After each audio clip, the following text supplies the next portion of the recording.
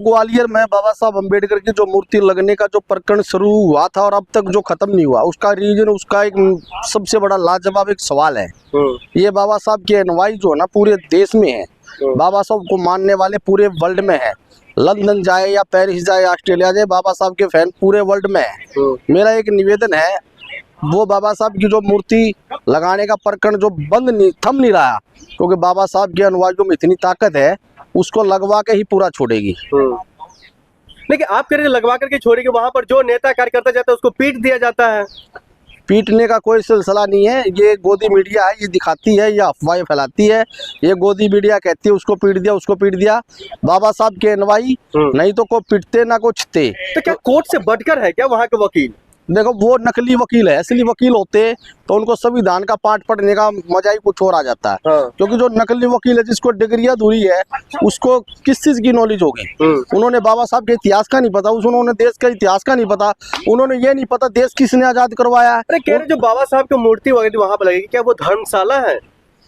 अच्छा, वो धर्मशाला है। वो धर्मशाला का मतलब वो बाबा साहब की मूर्ति लगे तो उस चीज का नाम धर्मशाला दी जाए। वो पूछ रहा है किस बात की धर्मशाला है? वो न्यायपालिका का मंदिर है। और न्यायपालिका का कहीं भी कोई मंदिर होता है, न्यायपालिका किसी भी देश के अंदर कोई भी सुप्रीम कोर्ट या कोई भी वकालत की कोई भी जगह होती है, वो मंदिर नहीं होता है, वो संविधान का पार्ट होता है।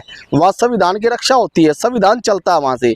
ऐसे ही हमारे हिंदुस्तान में कॉन्स्टिट्यूशन जो बाबा साहब ने बनाया है, वो एक संविधान की एक रूपरेखा है। वहाँ हाई कोर्ट से जो संविधान लिखा हुआ है, जो संविधान मान्यता होती है, वो एक बाबा साहब के नाम से एक संविधान का पाठ पढ़ा आ जाता है। इसलिए बाबा साहब को लोग अथे पिछड़े, दलित, शोषित, वंचित याद सदाई रखते हैं। बाबा साहब अमर थे और अमर रहेंगे, ऐसा नहीं है। लेकिन ये जो कुछ लोग हैं जो मनुवादी जिसको आप लोग कहते हैं, ये लोग चाहते क्या है? देश में बाबा साहब की मूर्ति कहीं ना लगे।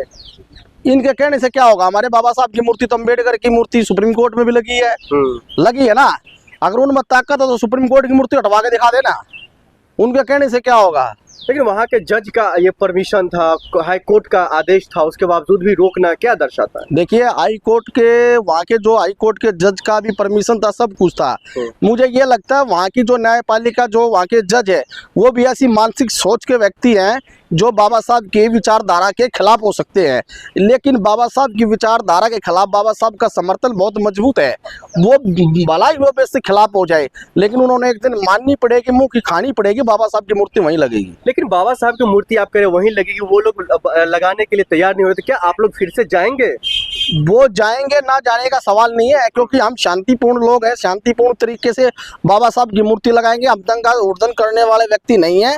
ये बाबा साहब की मूर्ति लगने का प्रकरण जो शुरू हुआ था, वो भी थम नहीं है, वो बिल्कुल शांतिपूर्ण तरीके से लगाई जाएगी। सुप्रीम कोर्ट न्यायपालिका में हमारा मसला है और वहाँ सुप्रीम कोर्ट न्यायपालिका ने हमारी फ्योर में ये बात रखी है, इसलिए हमें इंतजार करना है न्यायपालिका सुप्रीम कोर्ट का। ये मूर्ति उनको प्रदर्शन में लगे हुए जो नहीं लगनी चाहिए। अरे भाई, वो वकील नहीं है, वो नकली वकील है। नकली वकील किसको बोलते हैं? जिसकी अधूरी डिग्री होती है, जिसको एजुकेशन की डिग्री का कोई पता नहीं है, किसी की मार्कशीट 12 पास है, कोई 10वीं पास है, वो कहता मैं वकील बन गया।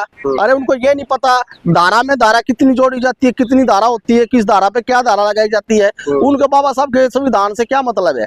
उनको तो गुंडागर्दी करनी है, वो वकील नहीं है। वो गुंडागर्दी कर रहे हैं, वो गुंडागर्दी कर रहे हैं। लिखे ही नहीं है संविधान, नहीं, तो मानने के लिए तैयार ही नहीं है। तो फिर एक काम कीजिए ना, मैं माननीय प्रधानमंत्री नरेंद्र मोदी जी से, देश के गृह मंत्री से, रक्षा मंत्री से, और जितनी भी अपोजिट जितनी भी राष्ट्रीय क्षत्रिय पार्टी है, विपक्ष में राहुल गांधी जी है, क्या ये बाबा साहब की मूर्ति को आगे करके वोट क्यों मांगते हैं? क्यों मांगते हैं? इनको पता होना चाहिए ना, बाबा साहब की ताकत वो है, एक वोट, हर वोट की नागरिक की अधिकार था। गरीब से लेकर अमीर तक की वोट का अधिकार किसने दिया? बाबा साहब ने दिया।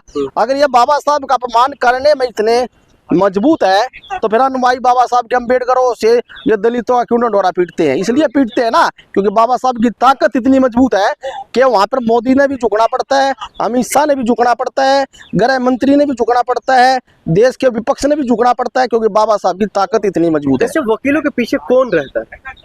कौन है? देखिए, वकील दो प्रकार के होते हैं।